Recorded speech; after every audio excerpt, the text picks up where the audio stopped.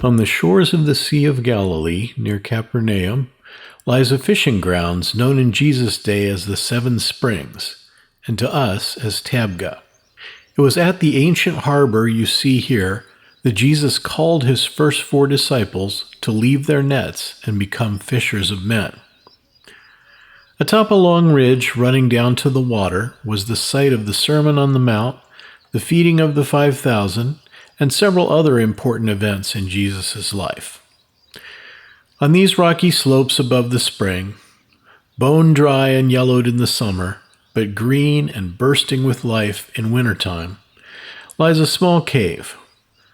Christian pilgrims have venerated this site as a place of retreat for Jesus for at least 1,600 years. It is called Eremos, from the Greek word for desolate. Although it is just off the highway, no church has been built atop the grotto, and few ever make the short climb to visit it. But it is very likely that on a spring day much like this one, after the feeding of the 5,000, Jesus went to this desolate place on the ridge to pray. Yellow mustard and other wildflowers were in bloom as he picked his way up the narrow goat path toward his destination that evening. The people had departed, so at last he was alone, with time to himself to reflect. He might have paused partway up the climb to take in the lake view under a darkening sky.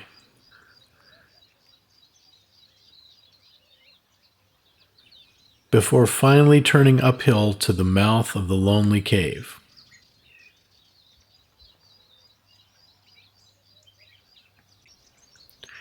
He entered the shallow opening and took his seat on a battered bench placed there by the local shepherds, as this area was likely used as grazing land. And Jesus settled down on the bench and began to pray.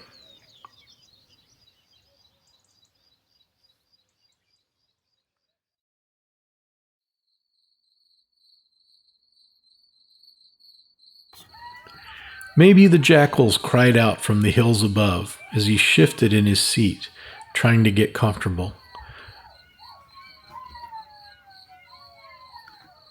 Or maybe just the voice of the wind spoke to him as he talked to his Father, or just sat in silence.